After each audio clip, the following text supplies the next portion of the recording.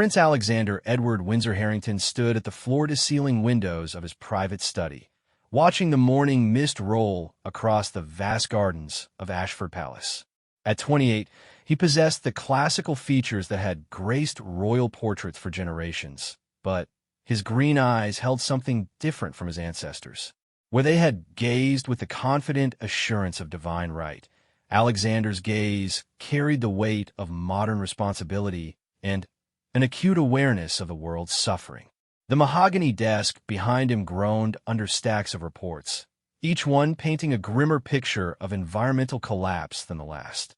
Coral reef death rates in the Pacific, deforestation statistics from the Amazon, rising sea levels threatening island nations. These weren't abstract policy papers to him anymore. They were urgent calls for action that kept him awake at night.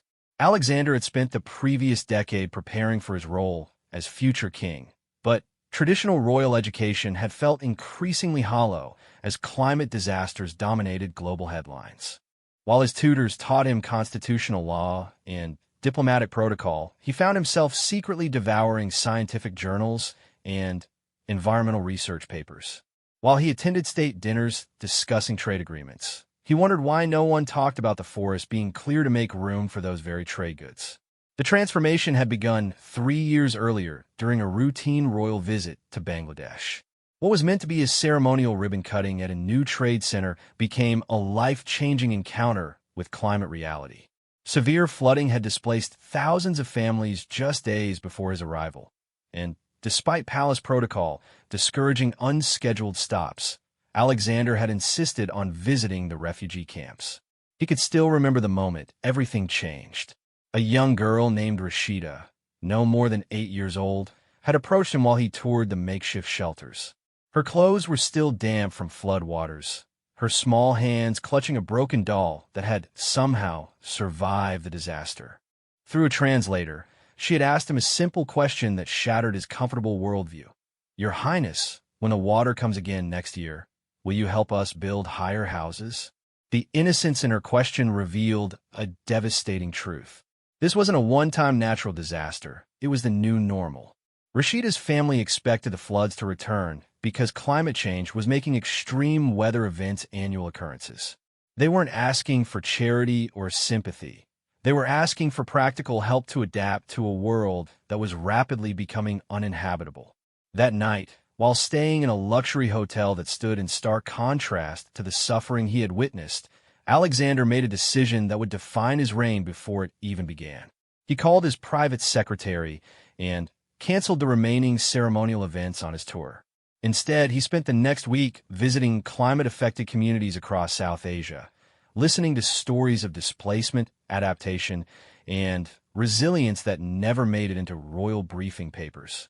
When he returned to Britain, Alexander threw himself into understanding the science behind what he had witnessed. He enrolled in online courses from Oxford and Cambridge on climate science, sustainable development, and environmental economics. He reached out to leading researchers, many of whom were surprised to receive calls from a prince asking detailed questions about carbon sequestration and renewable energy infrastructure. Dr. Sarah Chun, a climate scientist at Imperial College London, became one of his informal advisors during this period of intensive learning. She later recalled being initially skeptical when Prince Alexander's office requested a meeting. "I expected another royal who wanted a quick briefing so he could give a speech with the right talking points," she remembered. "Instead, I found someone who had already read my latest research papers and wanted to discuss the practical challenges of implementing large-scale carbon capture technologies." The more Alexander learned, the more frustrated he became with the gap between royal influence and meaningful action.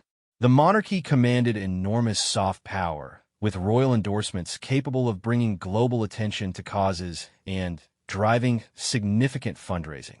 Yet this influence was typically used for safe, non-controversial charitable work that changed little in terms of systemic problems. His grandmother, Queen Elizabeth IV, represented the old model of royal duty, carefully staying above political fray while supporting worthy causes that offended no one. His father, King Charles III, had been ahead of his time in speaking about environmental issues, but Even his advocacy remained largely symbolic. Alexander respected both approaches, but recognized they were insufficient for the scale of crisis the world now faced. The palace establishment initially welcomed Alexander's environmental interests as a natural evolution of his father's legacy. Environmental protection was seen as suitably royal, a cause that could unite rather than divide.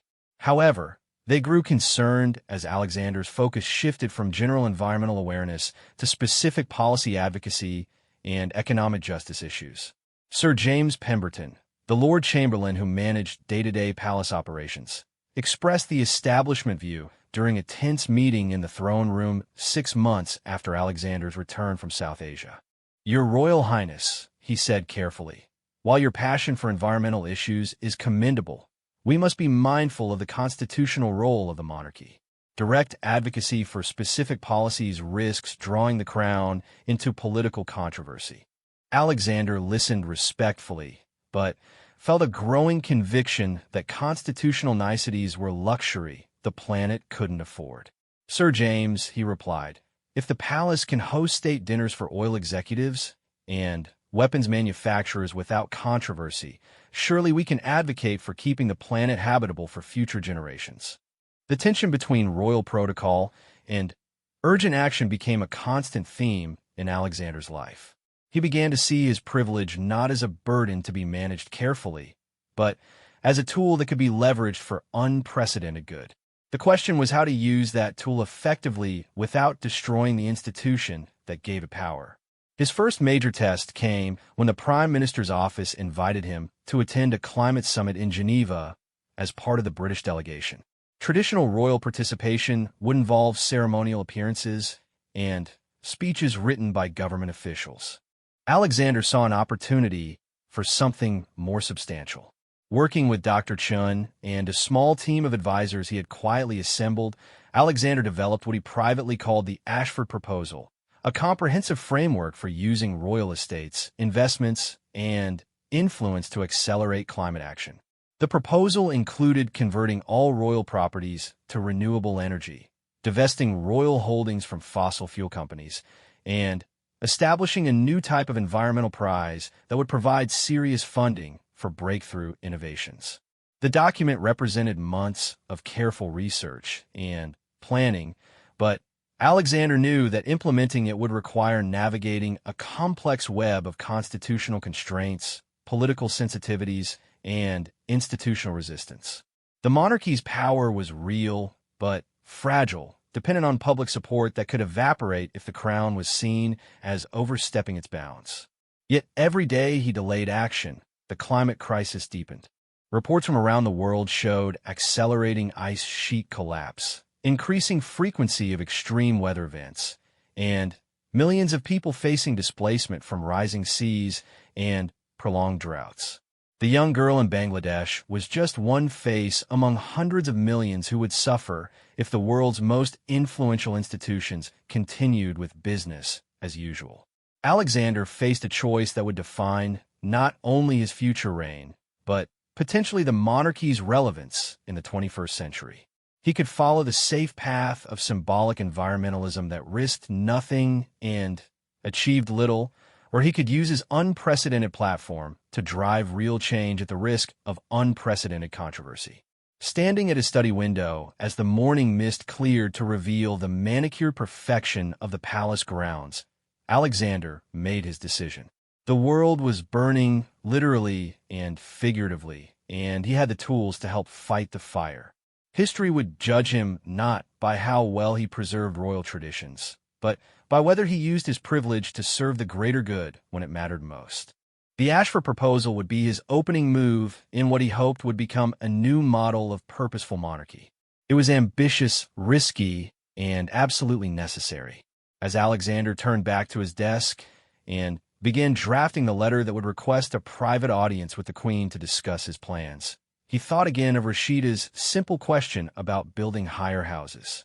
He was finally ready to help build something that could withstand the rising waters. #The Queen's Garden, the private audience with Queen Elizabeth IV took place in the Rose Garden at Windsor Castle on a crisp October morning. Alexander had specifically requested the outdoor setting, knowing that his grandmother felt most comfortable discussing serious matters while walking among her beloved flowers. The queen, now 87 but still sharp as the thorns on her prized heritage roses, listened without interruption as Alexander outlined his proposal for transforming the monarchy's approach to environmental action. "You want to turn the crown into an activist organization," the queen said finally, her tone measured but not dismissive. She paused to deadhead a late-blooming David Austin rose, her movements precise despite her age. "Your great-great-grandmother Victoria would have been horrified at the very idea." Great-great-grandmother Victoria also thought the sun would never set on the British Empire, Alexander replied gently. "The world has changed, grandmother. The monarchy must change with it or risk becoming irrelevant." The queen's pale blue eyes studied her grandson carefully. She had watched him grow from an energetic child who collected insects in the palace gardens to a thoughtful young man who now wanted to collect carbon from the atmosphere.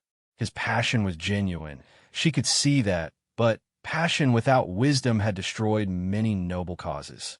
"Tell me about this prize you want to establish," she said, continuing her slow circuit of the garden. "You're asking for £50 million from the Duchy of Lancaster Investments. That's not ceremonial ribbon-cutting money, Alexander. That's serious commitment." Alexander had prepared for this moment for weeks, but standing before the woman who had guided the monarchy through 6 decades of social change, he felt the weight of what he was asking. The Ashford Prize, as he envisioned it, would be fundamentally different from existing environmental awards. Instead of honoring past achievements, it would fund future breakthroughs, providing multi-year support for the most promising innovations in climate solutions. "The Nobel Prize honors scientists for work they've already completed," Alexander explained. "The Ashford Prize would support teams working on solutions we desperately need, but don't yet have. Breakthrough carbon capture technologies, revolutionary energy storage systems, new ways to produce food that actually improve soil health rather than depleting it." He pulled out his tablet and showed the queen a detailed breakdown of how the prize would work. 5 awards of £10 million each, given annually to research teams whose work showed the most promise for large-scale climate impact. Unlike traditional grants that funded individual projects, the Ashford Prize would support entire research ecosystems, including the infrastructure, personnel, and long-term development needed to bring innovations from laboratory to global implementation. Dr.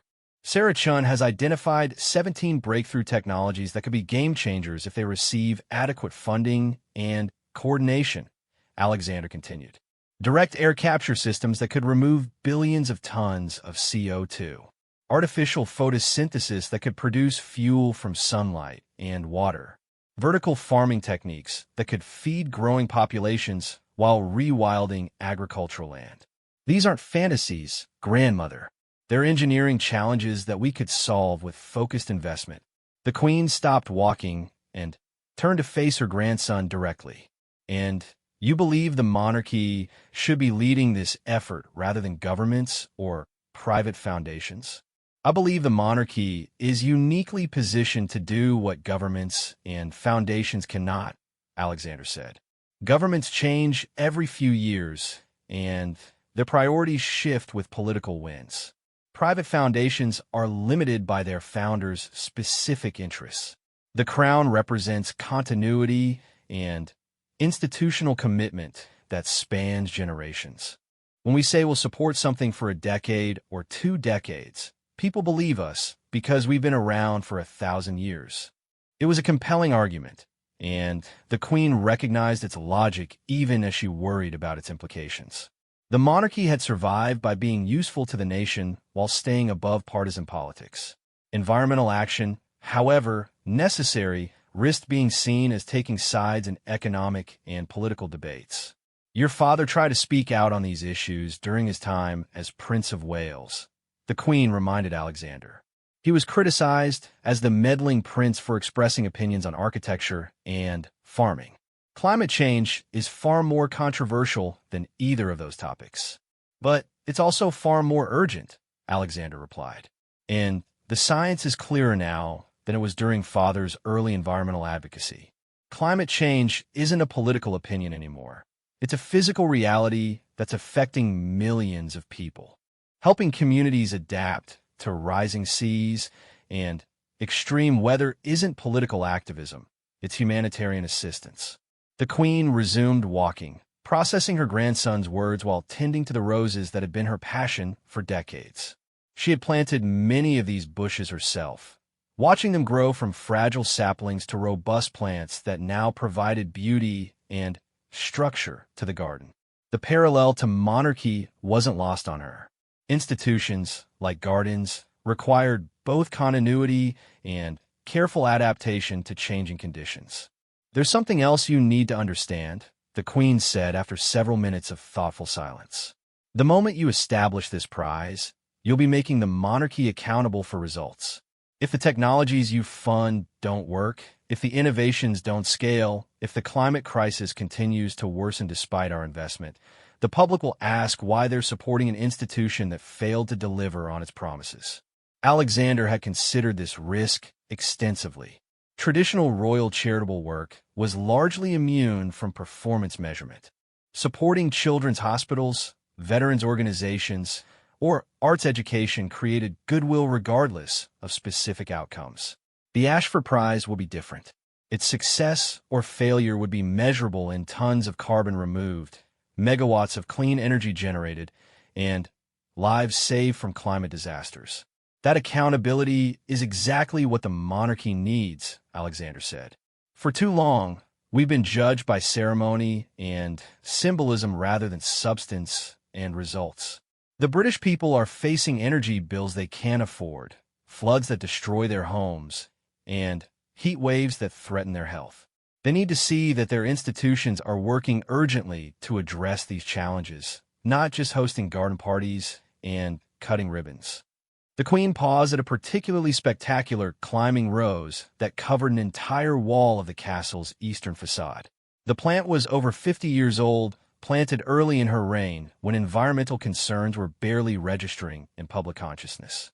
Now it provided habitat for dozens of bird species and bloomed magnificently each year, a living testament to the power of long-term thinking and patient cultivation. "Your proposal is ambitious, Alexander, perhaps dangerously so," she said finally. "But ambition has never been foreign to this family. We've guided this nation through world wars, decolonization, and social revolution. If climate change represents the greatest challenge of the 21st century, then perhaps it's appropriate that we should play a role in addressing it."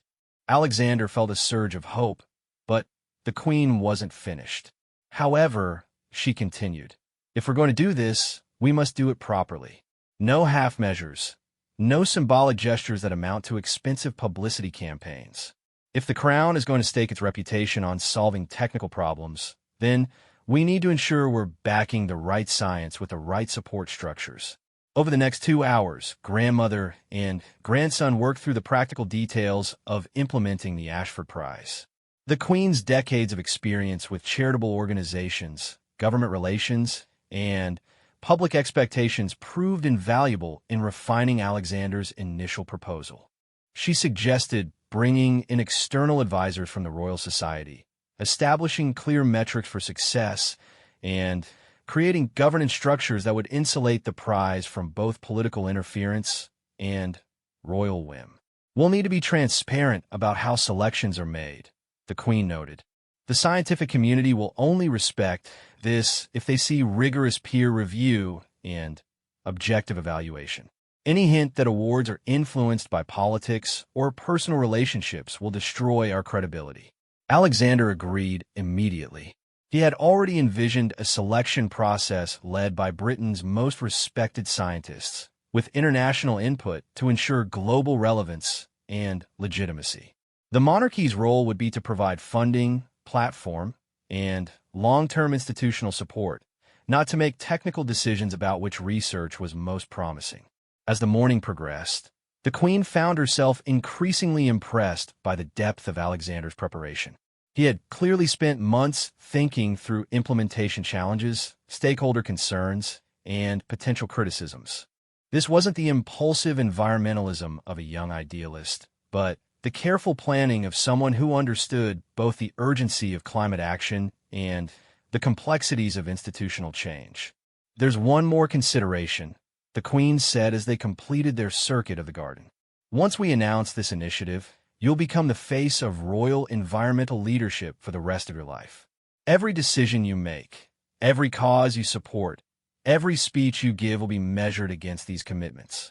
Are you prepared for that level of scrutiny and responsibility?" Alexander looked out across the ancient grounds of Windsor Castle, thinking of all the monarchs who had walked these paths while facing their own defining challenges. The crown had survived and thrived by adapting to changing circumstances while maintaining core principles of service and stability. Climate change represented perhaps the greatest test of institutional adaptability in a monarchy's long history. "Grandmother," he said quietly, "I think about that little girl in Bangladesh every day. Rashida and millions like her don't have the luxury of gradual change or careful incrementalism. They need institutions with real power to act decisively while there's still time to prevent the worst outcomes. If not us, then who? If not now, then when?" The Queen nodded slowly, recognizing in her grandson's words the echo of decisions she had made throughout her reign when tradition and necessity came into conflict. She had guided the monarchy through decolonization, constitutional crisis, and social transformation by choosing adaptation over rigidity, substance over symbolism. "Very well, Alexander," she said, her voice carrying the authority of someone who had spent decades making decisions that shaped nations. "We'll establish your Ashford Prize, but we'll do it properly, with full recognition of what we're committing ourselves and this institution to achieve.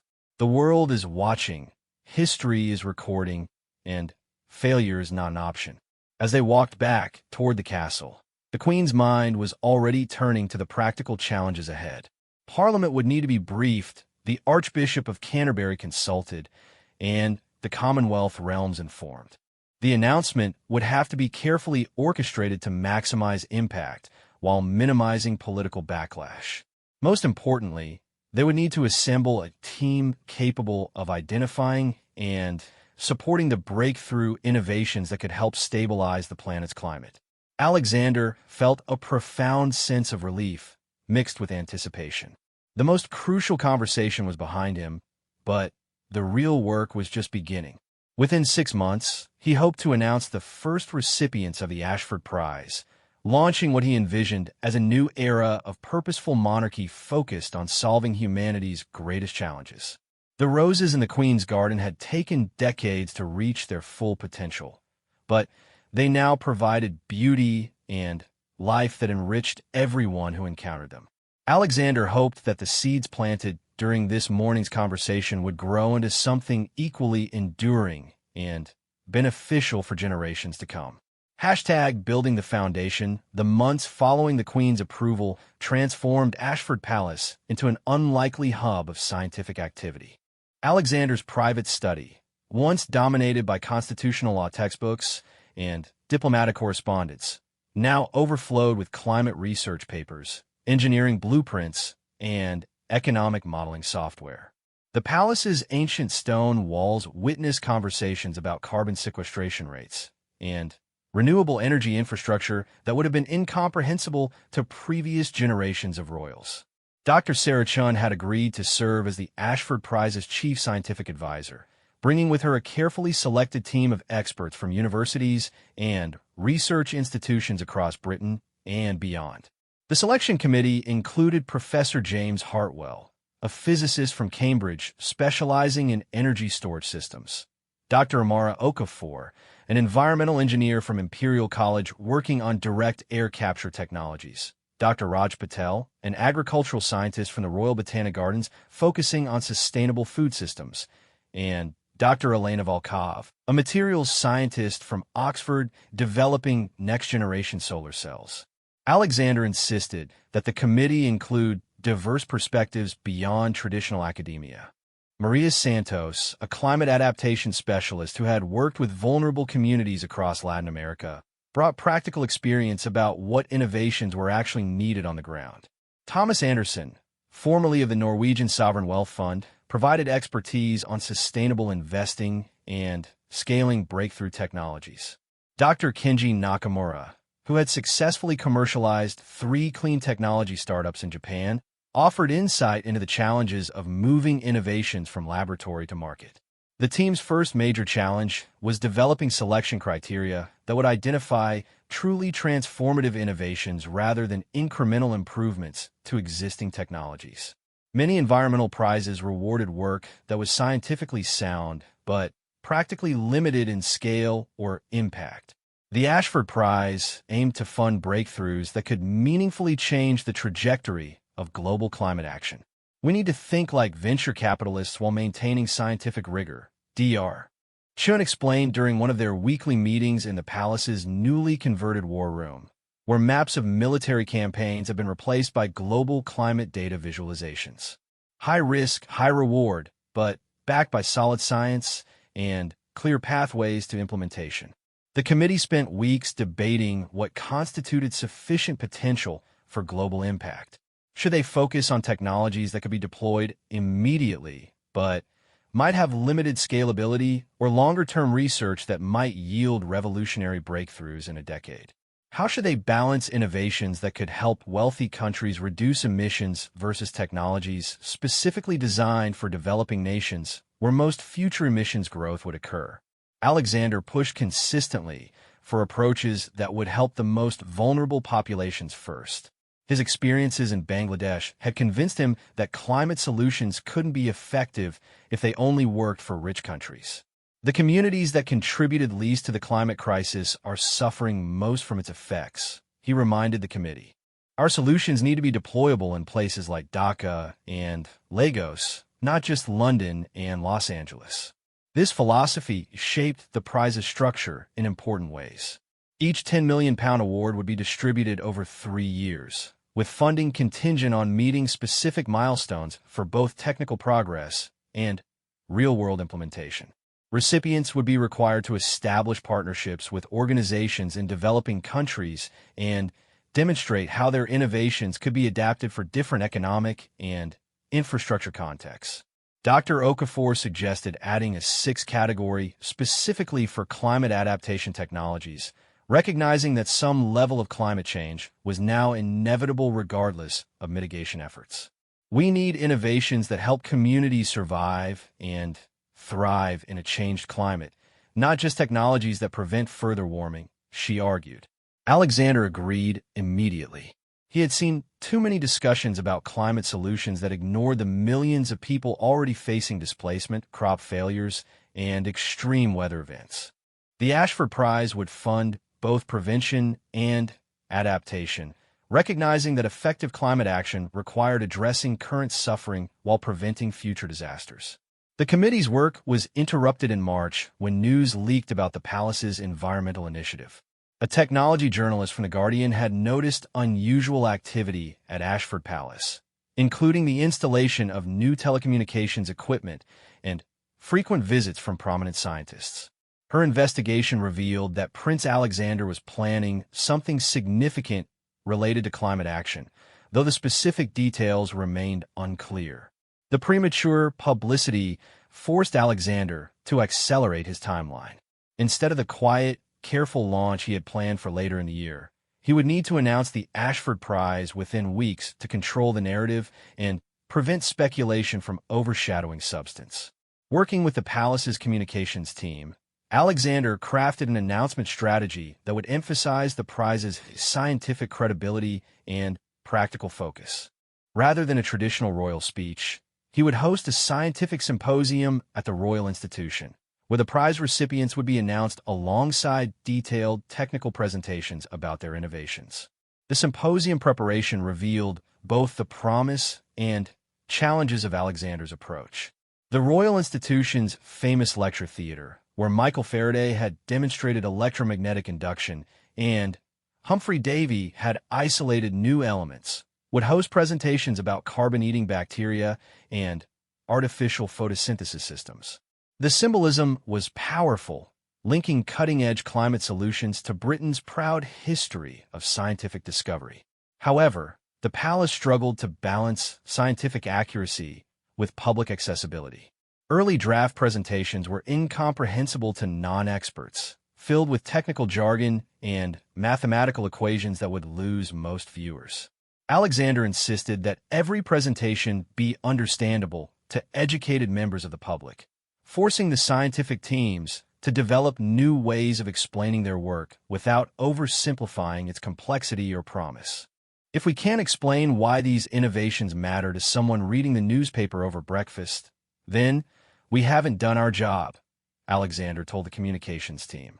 The public needs to understand not just what we're funding, but why these specific technologies could change everything. The first recipient team represented exactly the kind of breakthrough Alexander had envisioned. Dr. Lisa Chang's laboratory at Edinburgh University had developed a revolutionary approach to direct air capture that used modified algae to convert atmospheric CO2 into useful materials like carbon fiber and synthetic fuels. Unlike existing direct air capture technologies that required enormous amounts of energy, Chang's biological approach was powered entirely by solar energy and could be deployed in almost any climate. The innovation's potential was staggering. Preliminary calculations suggested that large-scale deployment could remove billions of tons of CO2 from the atmosphere, while producing valuable materials that would otherwise require energy-intensive manufacturing processes. The technology could be particularly beneficial in developing countries, where the production facilities could provide employment and economic development alongside environmental benefits. Dr. Chang's presentation at the Royal Institution captured the audience's imagination while maintaining scientific credibility. Using a simple aquarium demonstration, she showed how her engineered algae could visibly extract CO2 from the air while producing a steady stream of carbon-rich materials. The visual impact was immediate and powerful, demonstrating complex biochemistry through observable results. The second recipient addressed energy storage, perhaps the most crucial bottleneck in renewable energy deployment. Professor Michael Thompson's team at the University of Manchester had developed a new type of battery that combined the energy density of lithium-ion systems with the longevity and safety of older battery technologies. Their innovation used abundant materials like iron and carbon, making it suitable for large-scale deployment without relying on rare earth elements. Thompson's presentation focused on practical applications rather than technical specifications. He showed how their battery systems could store solar energy in African villages without reliable electrical grids, power electric buses in polluted cities, and provide backup power for hospitals during extreme weather events. The technology's versatility and affordability made it a perfect example of the Ashford Prize's focus on scalable solutions. The third recipient team tackled agricultural emissions, which accounted for nearly a quarter of global greenhouse gas emissions. Dr. Priya Sharma's research group at the International Rice Research Institute had developed rice varieties that produced dramatically less methane while maintaining yields and nutrition. Their innovation combined traditional plant breeding techniques with modern genetic tools to create crops that could feed growing populations while reducing agricultural climate impact. Sharma's presentation emphasized the human dimensions of her work. Rice fed half the world's population, particularly in Asia, where rising incomes and growing populations were driving increased consumption. Reducing emissions from rice cultivation wasn't just an environmental imperative, it was essential for food security and rural livelihoods across the developing world. The fourth award went to a consortium led by Dr. Robert Klein at ETH Zurich, whose team had developed new materials that could dramatically improve solar panel efficiency while reducing manufacturing costs. Their perovskite silicon hybrid cells achieved energy conversion rates above 30%, while using production processes that required less energy and fewer toxic materials than conventional solar panel manufacturing. Klein's presentation demonstrated the innovation's potential through economic modeling that showed how improved solar efficiency could make renewable energy cost competitive with fossil fuels even in countries with limited solar resources.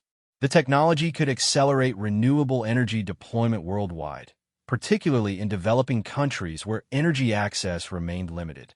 The fifth and final award addressed climate adaptation through Dr. Jennifer Park's revolutionary water purification and desalination system. Her team at MIT had developed a solar-powered technology that could produce clean drinking water from almost any source, including seawater, contaminated groundwater, and even atmospheric humidity. The system was designed for deployment in remote communities and disaster relief situations where traditional water infrastructure was unavailable or damaged. Park's presentation included testimonials from communities in Bangladesh, Kenya, and Peru where prototype systems had already been deployed. The technology's impact went beyond providing clean water. It offered climate-vulnerable communities a path toward resilience and self-sufficiency in the face of increasing droughts and extreme weather events. As Alexander prepared to announce these 5 recipients at the Royal Institution, he reflected on how much the prize represented a departure from traditional royal philanthropy. Previous royal environmental initiatives had focused on raising awareness and encouraging behavior change. The Ashford Prize committed the monarchy to achieving measurable results in solving technical problems that could benefit millions of people. The risk was enormous. If these technologies failed to scale or deliver promised benefits, the monarchy's credibility would suffer significantly. However, Alexander remained convinced that the institution's long-term relevance depended on its willingness to tackle humanity's greatest challenges with the same seriousness and resources that previous generations had devoted to military conflicts and empire building. Standing in the Royal Institution's lecture theater during final rehearsals, surrounded by scientists whose work could help stabilize the planet's climate, Alexander felt the weight of responsibility and possibility in equal measure. Tomorrow's announcement would mark either the beginning of a new chapter in royal service or a costly mistake that would haunt his future reign. The foundations were built. Now came the test of whether they could support the ambitious structure he hoped to construct on top of them. The global stage. The Royal Institution's lecture theater had never hosted an event quite like the Ashford Prize announcement. Television crews from around the world crowded into spaces designed for intimate scientific presentations, while simultaneous translation equipment handled broadcasts to over 50 countries. The audience included Nobel Prize winners, government ministers, technology executives, and climate activists, all gathered to witness what many hoped would be a turning point in global climate action. Alexander took the stage wearing a simple dark suit rather than military uniform or ceremonial robes. The choice was deliberate, emphasizing his role as a convener of scientific expertise rather than a traditional royal figure dispensing charity. Behind him, large screens displayed real-time data about atmospheric CO2 levels, global temperature anomalies, and renewable energy deployment rates that provided sobering context for the innovations he was about to unveil. 3 years ago, I met a young girl in Bangladesh whose question changed my understanding of what leadership means in the face of climate crisis, Alexander began. She asked me if I would help her community build higher houses before the next flood. Today, I want to share our answer to that question and to similar questions being asked by millions of people around the world who need more than promises and good intentions. The speech that followed deliberately avoided the soaring rhetoric typical of royal addresses. Instead, Alexander presented the Ashford Prize as a practical response to specific technical challenges that prevented rapid deployment of climate solutions. He outlined the selection criteria, governance structure, and accountability mechanisms that would ensure the prize funded breakthrough innovations rather than incremental improvements. "We are not here to celebrate past achievements or honor good intentions," Alexander said. "We are here to invest in technologies that could fundamentally change humanity's relationship with the planet's climate system. The innovations you'll hear about today represent the kind of thinking we need to scale rapidly if we're going to avoid climate catastrophe while building prosperity for communities that have been left behind by previous development models." Dr. Lisa Chang's presentation of her revolutionary carbon capture technology set the tone for what followed. Rather than focusing on technical specifications, She demonstrated how large-scale deployment could create millions of jobs in developing countries while removing billions of tons of CO2 from the atmosphere. Her modified algae systems could be integrated into existing industrial infrastructure, providing economic incentives for carbon removal while producing valuable materials. The audience's reaction was immediate and enthusiastic. Several venture capital firms requested meetings before the presentation concluded, while government representatives began calculating how the technology might fit into their national climate plans. Dr. Chang's work represented exactly the kind of innovation that could bridge environmental necessity with economic opportunity. Professor Thompson's energy storage presentation generated similar excitement. His iron-carbon batteries could revolutionize electricity access in developing countries while enabling massive renewable energy deployment in wealthy nations. The technology's use of abundant materials meant it could scale without creating new resource conflicts or supply chain vulnerabilities. As each presentation concluded, Alexander emphasized the broader implications of the innovations being supported. The Ashford Prize wasn't just funding individual research projects. It was building an ecosystem of breakthrough technologies that could work together to accelerate global climate action. Advanced energy storage enabled renewable energy deployment. Improved solar panels made clean electricity more affordable. Carbon capture technologies could address emissions that couldn't be eliminated through other means. The media response exceeded everyone's expectations. Climate scientists praised the prize's focus on implementation and scalability. Technology journalists highlighted the innovation's commercial potential. Environmental advocates welcomed the monarchy's commitment to addressing both mitigation and adaptation. Even typically skeptical political commentators acknowledged the initiative's ambition and technical credibility. However, the positive reception also created new pressures. The prize announcement triggered immediate demand for similar initiatives from other wealthy institutions. The Vatican announced it was considering a major climate technology investment program. Several European royal families expressed interest in establishing similar prizes. American philanthropists began developing competing initiatives. Alexander welcomed this competitive dynamic, recognizing that the climate crisis required far more resources than any single institution could provide. However, he also worried about ensuring the Ashford Prize maintained its distinctive focus on breakthrough innovations rather than getting drawn into a broader philanthropy competition that might emphasize public relations over practical results. The first major test came 6 months after the announcement, when Dr. Chang's team published results from their largest pilot deployment yet. Working with a textile manufacturer in Bangladesh, they had demonstrated that modified algae could be integrated into existing industrial processes while removing substantial amounts of CO2 from the atmosphere. The economic benefits were clear, with the manufacturer reporting reduced material costs and improved product quality alongside environmental benefits. The success story provided perfect validation for Alexander's approach, showing how breakthrough innovations could create win-win outcomes for businesses, communities, and the environment. However, it also revealed the complex challenges of scaling revolutionary technologies across different economic and regulatory contexts. Dr. Chang's algae systems worked brilliantly in Bangladesh's industrial setting, but adapting them for other environments required significant modifications. Regulatory approval processes varied dramatically between countries. Local partnerships were essential, but difficult to establish and manage. The technology that looked simple in laboratory demonstrations became increasingly complex when deployed at commercial scale. Alexander found himself spending increasing amounts of time on implementation challenges rather than policy advocacy or traditional royal duties. He established a new office within the palace specifically focused on supporting Ashford Prize recipients through the commercialization process. The team included engineers, economists, and development specialists who could help navigate the practical barriers that prevented breakthrough innovations from reaching global scale. This hands-on approach distinguished the Ashford Prize from traditional research funding, but it also required resources and expertise that the monarchy had never needed to develop.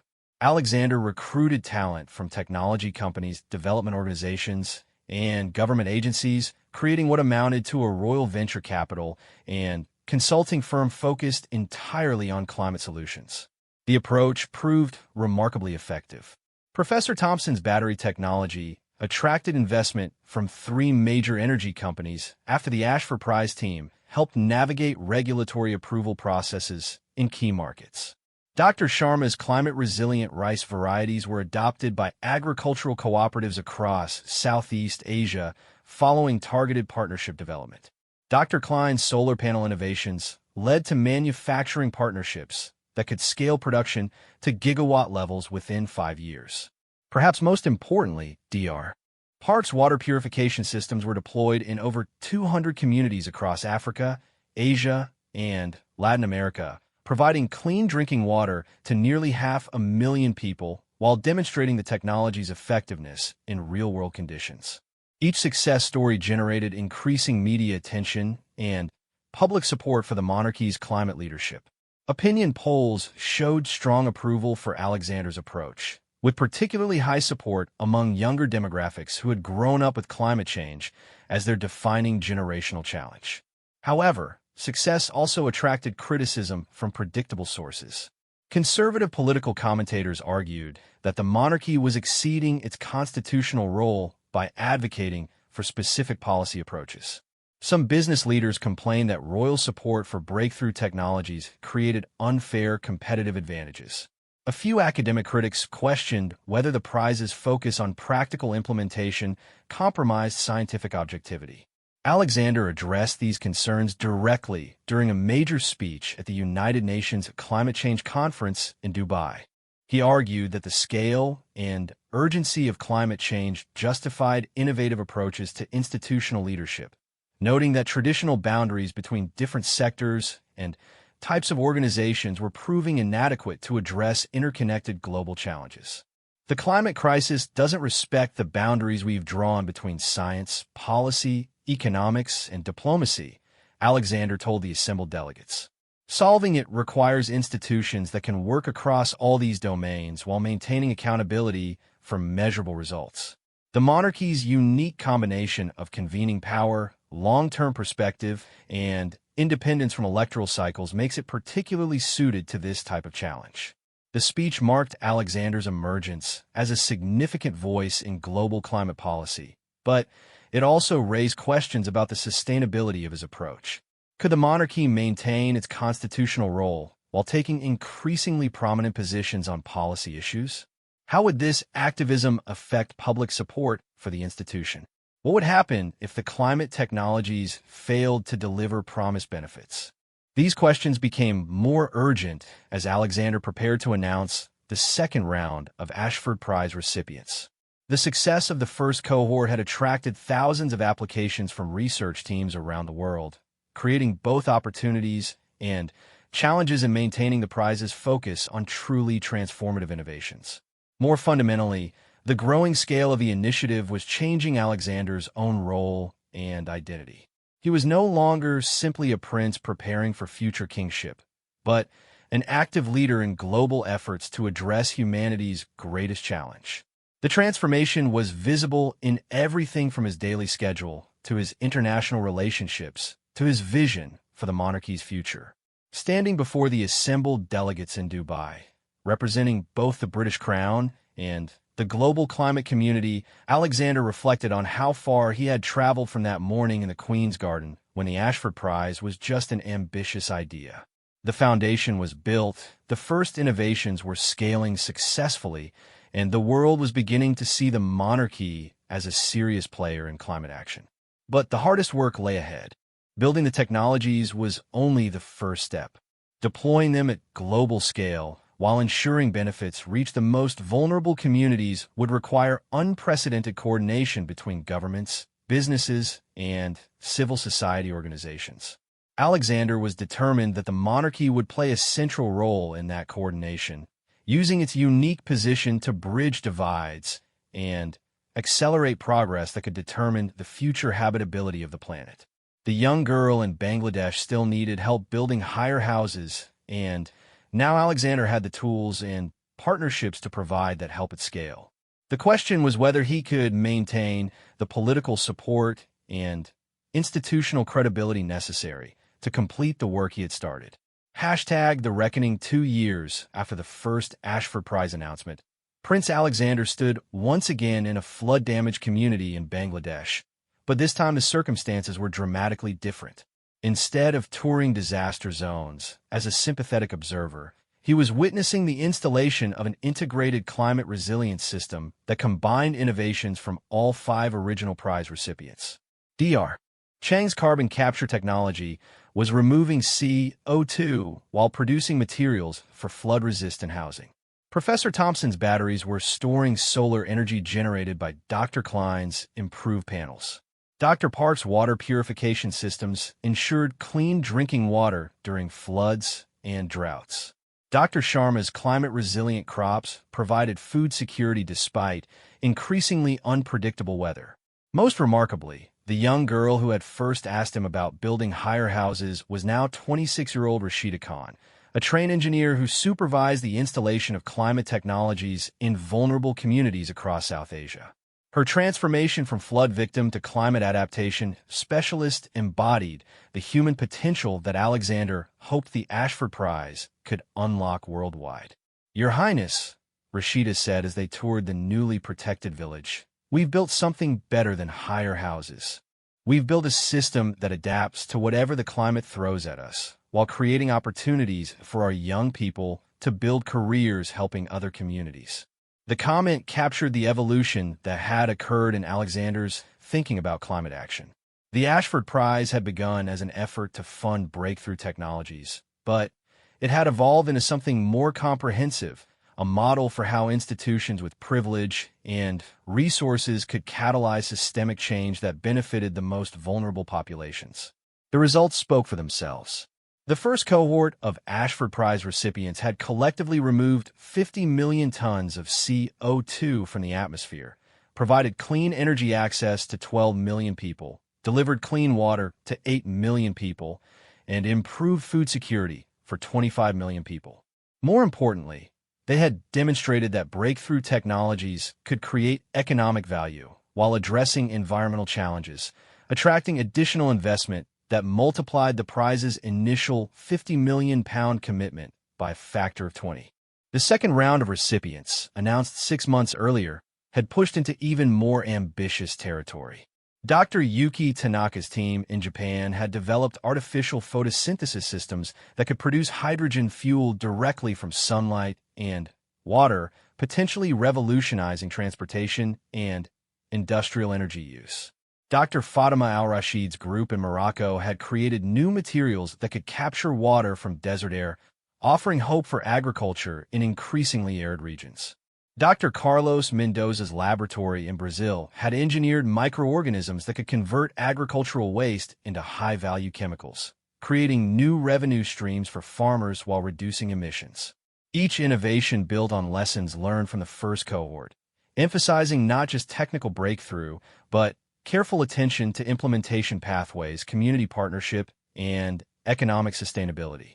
The Ashford Prize had become a comprehensive innovation ecosystem rather than just a funding mechanism, providing recipients with expertise in manufacturing, regulation, marketing, and international deployment.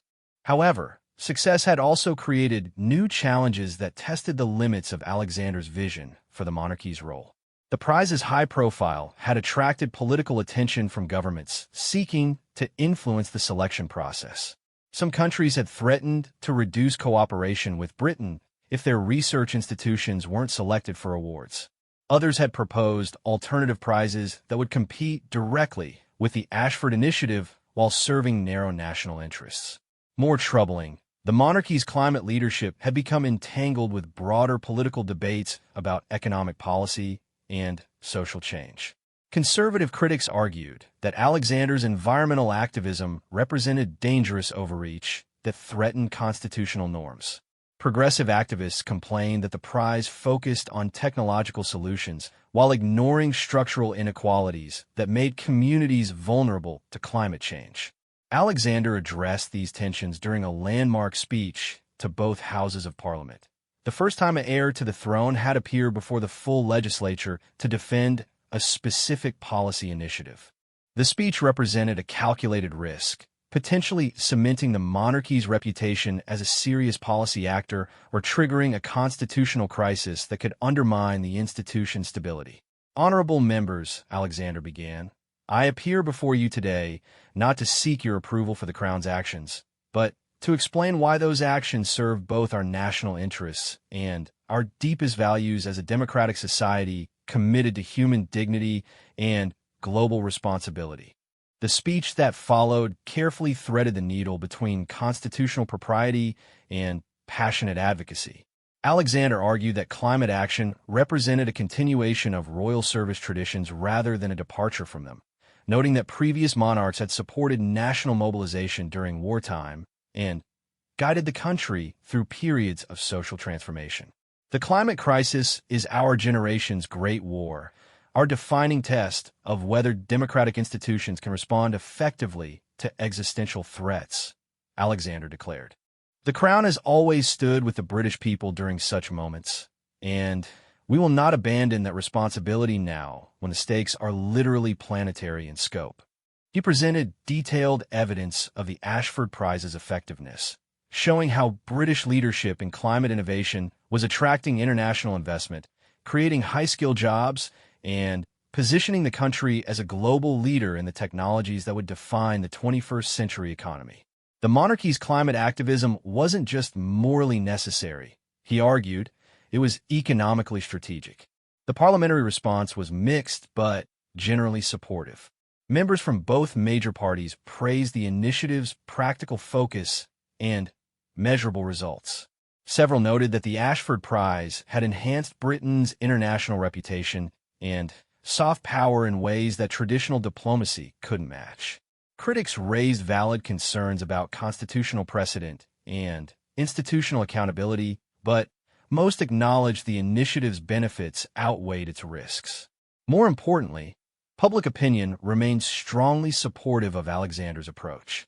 Polling consistently showed that majorities across all demographic groups approved of the monarchy's climate leadership, with particularly strong support among younger voters who would determine the institution's long-term viability.